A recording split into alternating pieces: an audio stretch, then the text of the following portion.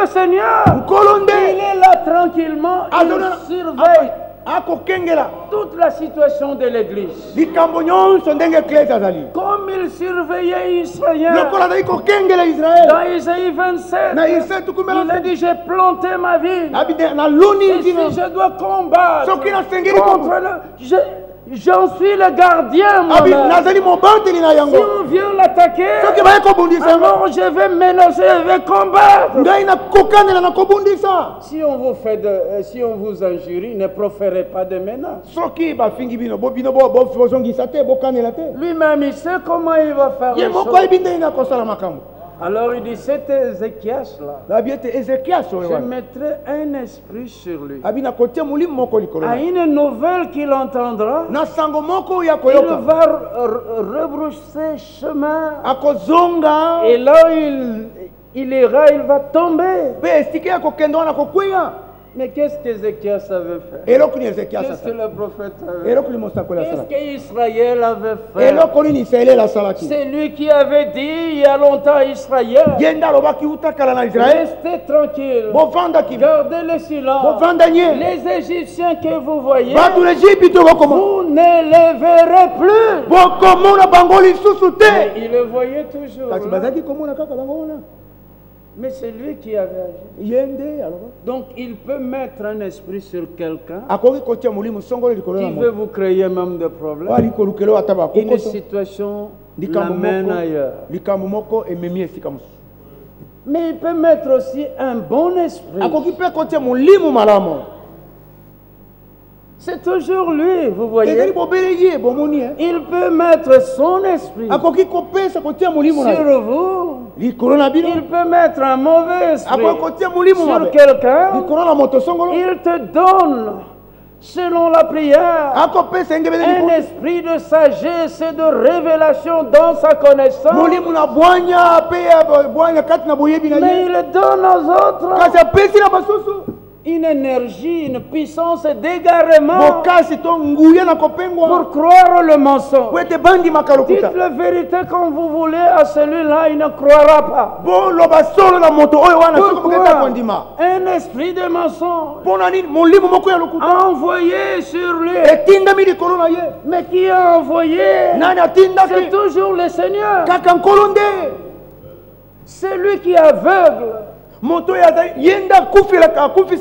Quelqu'un ne peut pas voir. C'est encore lui qui a ouvert les yeux du serviteur d'Élisée pour qu'il voie ce qu'il ne voyait pas. Quand il ne voyait pas avant, mais c'était encore là. Mais Élisée voyait. Il était dans l'assurance. Mais lui qui ne voyait pas, il était dans la crainte. Et il a réagi. Oh, mais je vois la montagne. Il y a l'armée des Syriens. Ce que lui ne voyait pas, le Seigneur avait ouvert les yeux à Élisée, lui a montré, il voyait, il était dans l'assurance. Mais quand lui aussi les yeux étaient ouverts, il a vu aussi la même assurance. Il faut l'expérience avec le même Seigneur. Pas seulement Seigneur d'Élisée. Oh Dieu d'Abraham. Oh Dieu de ceci. Il faut aussi que ce soit mon Dieu. C'est ce qu'il a dit dans sa parole. J'en ai fait l'expérience. À quoi servirait l'expérience il y a plusieurs années ou sur d'autres? Et toi, tu n'as pas cela. Alors que tu dis le même Dieu. Alors que tu dis que c'est le même Dieu. Alors nous devons comprendre cela. Il faut ici, jusque-là, jusque-là. Alors on trouve, comme nous l'avions dit, pour le jour, tu en mangeras, tu mourras. Le psaume 91 de Pierre 3:8, devant le Seigneur, à ses yeux, un jour est comme 1000 ans, et 1000 ans sont comme un jour. Maintenant, comment le Seigneur voyait Jacob, comment il voyait Esaü. Mais celui qui ne voit pas comme lui va voir autre chose. Mais vous voyez, Adam avec une 930, puis il mourut. Devant le Seigneur, un jour comme 1000 ans. 1000 ans comme un jour. Le même jour-là, aux yeux de Dieu, il mourut. Parce qu'il n'a pas dépassé 1000 ans. À ce moment-là, c'est le témoignage de Dieu qui est rendu. Mais sinon, c'est un homme qui a parlé. Que 24 heures. Et d'autres vont croire 24 heures. Prenez par exemple, si vous prenez 1 roi 19, dans 1 roi 19, nous voyons ce qui est écrit au verset 15.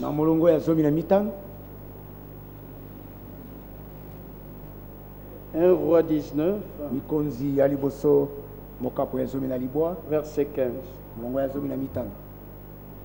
L'Éternel ou le Seigneur lui dit, va reprendre ton chemin par le désert jusqu'à Damas. Et quand tu seras arrivé, tu oindras Azaël.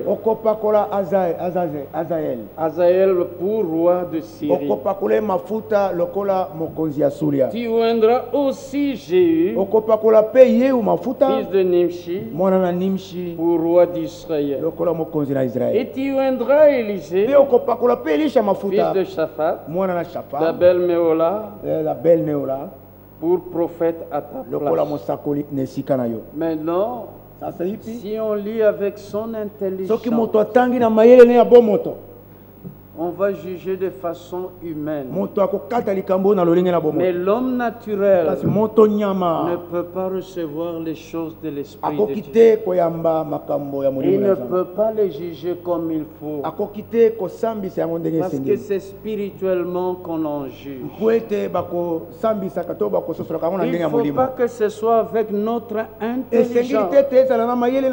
Nous l'avions dit, nous avons le corps qui a le sens, les yeux, ainsi de suite. Mais nos yeux voient des choses qui peuvent être vues par nos yeux. Mais il y a des choses que nos yeux ne voient pas, mais dont Dieu parle. Mais ces choses-là sont certaines et véritables. Alors là, il faut la foi. Il faut être une ferme assurance sur les choses qu'on espère. Une démonstration des choses qu'on ne voit pas. Mais alors toi tu ne vois pas, mais cela ne veut pas dire que ça n'existe pas. Nous prêchons des choses que l'œil n'a point vues, l'oreille n'a point entendu, qui ne sont point montées au cœur de l'homme, mais elles sont des choses que Dieu a destinées pour notre gloire.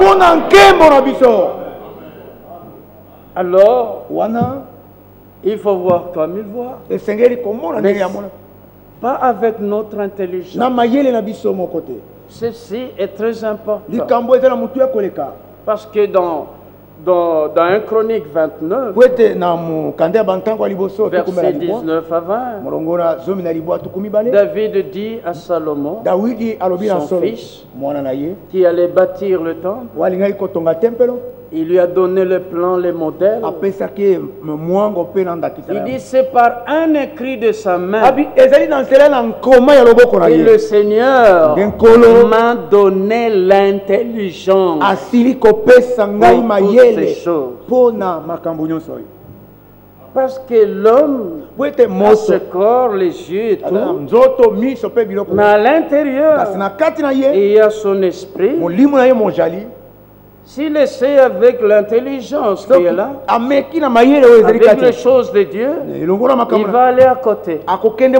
C'est pourquoi 1 Corinthiens 2 nous dit, lequel connaît les choses de l'homme, si ce n'est l'esprit de l'homme qui est en lui. Donc après le corps, là à l'intérieur, l'homme a l'esprit en lui. Même s'il ne voit pas cet esprit-là, mais c'est son esprit, il croit qu'il a un esprit. Et dans Acte 20, quand ce croyant-là était tombé, ce jeune homme-là, lors du repas du Seigneur, Paul est descendu, il a dit aux autres, calmez-vous, son âme est en lui. Donc, il y a le corps, il y a l'esprit de l'homme dans l'homme, mais il y a l'âme de l'homme dans l'homme. Mais qu'est-ce que vous pouvez faire pour arranger votre âme devant Dieu? Votre esprit. Mais 1 Thessaloniciens 5, verset 23 à 24, que le Dieu de paix vous sanctifie lui-même tout entier, que votre corps, âme, esprit soit conservé irrépréhensible lors de l'avènement de notre Seigneur Jésus-Christ. Celui qui vous a appelé est fidèle. C'est lui, un seul, qui le fera. Vous pouvez vous arranger à l'extérieur, même pas pour écraser une fourmi. Mais ton âme à l'intérieur, ton esprit, comment vous allez faire pour que ça soit irréprochable? Il faut que Dieu vienne au secours. Alors on ne peut pas utiliser notre esprit qui est en nous pour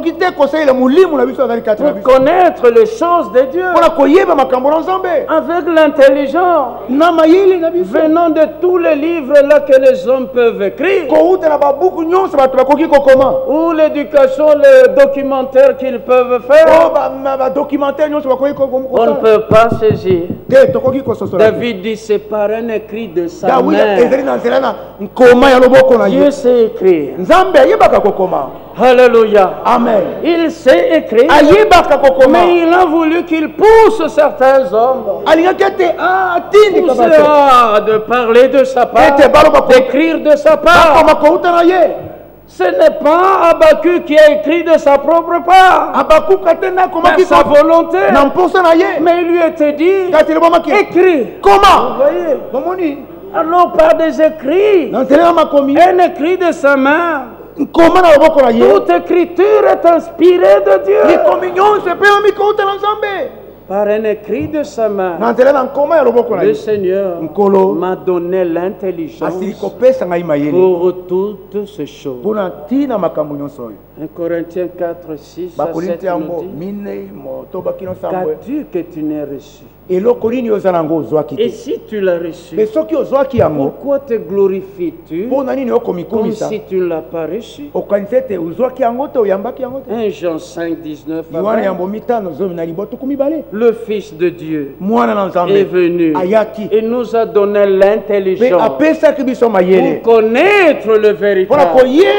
Et nous sommes dans le véritable en son Fils Jésus-Christ. C'est lui qui est le Dieu véritable et la vie éternelle. Alors ici, dans 1 Roi 19, 15, il ne faut pas utiliser sa propre main. Mais il faut aller dans l'écrit de sa main ici, l'écrit de sa main là-bas, pour avoir une vie d'ensemble. Avec l'intelligence humaine, comme il était dit à Élie, ces trois tâches-là, il les a accomplies sans délai. Oui, si on lit, c'est comme ça. Quand tu retourneras, tu oindras. comme roi de Syrie. Tu oindras Jéhu. Oh. Oui, tu oindras Jéhu pour roi d'Israël. Et tu oindras Élisée pour prophète à ta place. Or, ce sont des tâches prophétiques. Il faut voir alors où cela était accompli. Exécuté. Mais quand vous allez à 2 Rois, au chapitre 2, là vous voyez Élie avec Élisée. Elisha Et quand ils sont arrivés devant le Jourdain, verset 8, alors Élie prit son manteau, le roula, et en frappa les eaux qui se partagèrent ça et là, et ils passèrent tous deux à sec. Lorsqu'ils eurent passé, Élie dit à Élisée, demande ce que tu veux que je fasse pour toi avant que je sois enlevé d'avec toi. Élisée répondit, qu'il y ait sur moi, je te prie, une double portion de ton esprit. Élie dit, tu demandes une chose difficile. Mais si tu me vois pendant que je serai enlevé d'avec toi, cela t'arrivera ainsi.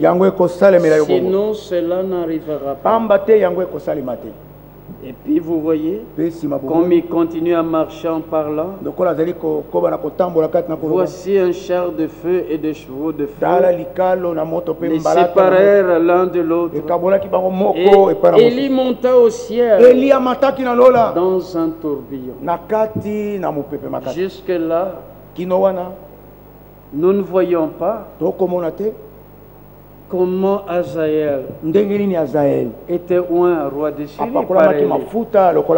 Comment Jéhu un roi d'Israël. Et Élisée prophète à sa place. Mais quand vous voyez ce que Élisée avait fait, en prenant le manteau d'Élie qu'Élie avait laissé tomber, au verset 14, et il en frappa les eaux et dit, où est l'Éternel ou le Seigneur, le Dieu d'Élie? Lui aussi frappa les eaux, ils se partagèrent ça et là, et Élisée passa. Les fils des prophètes qui étaient à Jéricho vis-à-vis l'ayant vu dire, l'esprit d'Élie repose sur Élisée. Élie est parti, mais son esprit est resté sur Élisée. 2 Rois chapitre 8, verset 7, Élisée se rendit à Damas. Pourtant, c'est à Élie qui devait retourner prendre son chemin jusque-là. Et alors le roi de Syrie était malade. Et il a envoyé Azaël pour parler à l'homme de Dieu s'il allait guérir de cette maladie. Verset 9, on voit Azaël qui va vers Élisée. Et alors au verset 10, Élisée lui répondit, va, dis-lui, tu guériras, mais l'Éternel m'a révélé qu'il mourra. L'homme de Dieu arrêta son regard sur Azaël. et le fixa longtemps. Puis il pleura. Verset 12.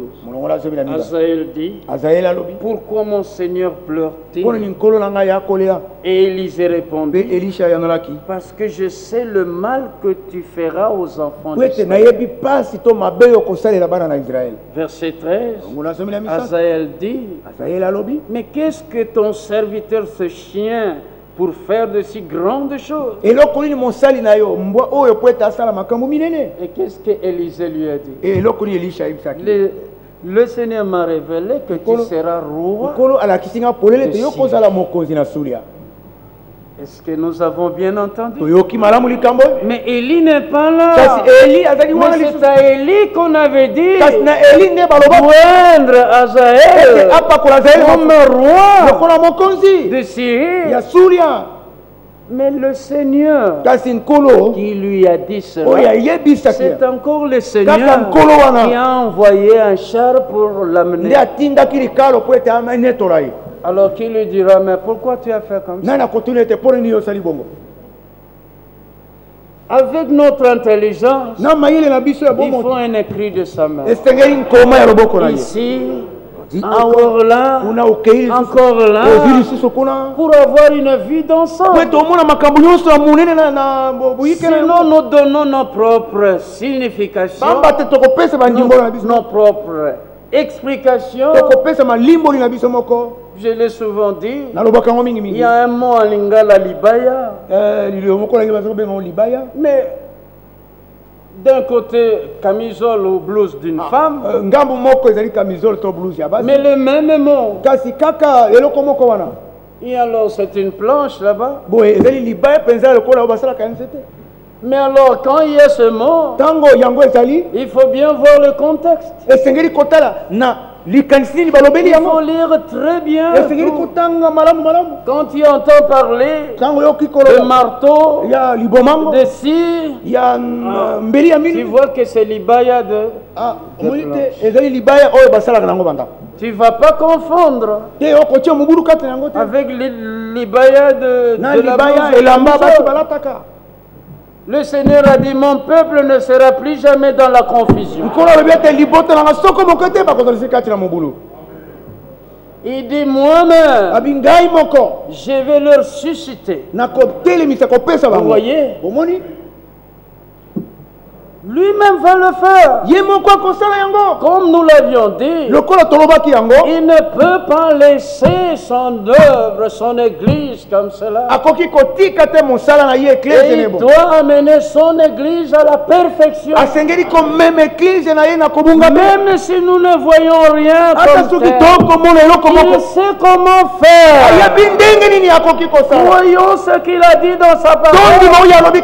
Il présentera devant lui cette église sans tache, ni rien, le Dieu de paix sanctifiera lui-même tout entier, le corps, l'âme, l'esprit, pour le jour de Jésus-Christ. Philippiens 1:6. Celui non, pas plusieurs. Celui qui a commencé en vous. Le commencement, c'est là à l'intérieur. Celui qui a commencé en vous. Cette bonne œuvre, c'est encore lui qui la rendra parfaite pour le jour de Jésus. Il ne rendra pas parfaite l'œuvre qu'un autre a commencé. C'est que lui a commencé. Depuis l'âme, vous voyez la transformation du corps. Ne peut pas être là si l'intérieur n'a pas transformé. Matthieu 5. Heureux ceux qui ont le cœur pur, car ils verront Dieu. Maintenant, commencez à purifier le cœur. Jusqu'à des petites mauvaises pensées qui alors là, il faut toujours aller à genoux. Parce qu'il faut que ce soit purifié. Déjà, nous pouvons dire, nous prêchons cette sagesse parmi les parfaits. La loi n'a rien amené à la perfection. Par les mêmes sacrifices, les assistants ne pouvaient pas atteindre la perfection. Mais par une seule foi, une seule, il l'a amené. C'est déjà fait à la perfection. Ce qui devait être sanctifié. Hébreux 13. Jésus, pour sanctifier le peuple, par son propre sang, a souffert hors de la porte. Mais dans la loi, nous croyons tout ce qui est écrit dans la loi et dans les prophètes. La loi et les prophètes ont prophétisé. Dans la loi, le corps des animaux dont le sang était apporté dans le sanctuaire par le souverain sacrificateur. Le corps de ces animaux avait souffert, brûlé hors du camp. C'est pourquoi Jésus qui l'agneau de Dieu, un animal comme les autres, mais cet agneau un homme. C'est pourquoi Jésus aussi, pour sanctifier le peuple, par son propre sang, a souffert hors de la porte. C'est pourquoi, sortant au-delà de tous ces camps-là, où il y a la confusion, comme c'était à Jérusalem, si vous regardez la carte, surtout dans Jean 19, vous verrez que Golgotha n'est pas là dans le camp. C'est en dehors. Ils sont allés en dehors. Les gens pouvaient voir, mais ne connaissant pas le cri de sa mère, ne pouvaient pas voir comme Dieu avait vu, qu'il avait montré dans la loi. Mais pourquoi on l'amène hors de la porte? Mais c'est parce que le sang des animaux dont le souverain sacrificateur devait amener dans le sanctuaire, le corps de ces animaux-là devait souffrir hors de la porte. Alors Jésus aussi a porté sa croix. Il est sorti hors de la porte. Mais Jérusalem, il y avait la confusion. Jérusalem doit quitter les prophètes. Vous voyez qu'il lapide ceux qui te sont envoyés. Matthieu 23. Avec quoi viennent les envoyés du Seigneur? Du Seigneur. C'est lui qui est envoyé de Dieu. Les paroles de Dieu. Il faut entendre les paroles de Dieu. Celui qui est de Dieu nous écoute. Celui qui connaît Dieu nous écoute. Comment connaître Dieu? Seulement par la révélation. Dieu est un Dieu qui se cache. Celui qui n'est pas de Dieu ne nous écoute pas. C'est par là nous connaissons l'esprit de la vérité et l'esprit de l'erreur. Jésus a souffert hors de la porte parce qu'il devait sanctifier le peuple par son propre sang. Mais là c'était quel camp? C'était le camp de Jérusalem. Toi qui tues les prophètes, qui lapident ceux qui te sont envoyés. Combien de fois ai-je voulu faire quoi? Se rassembler toi et tes enfants. C'est que Jérusalem, comme une femme, avait des enfants. Mais quels enfants de cette ville-là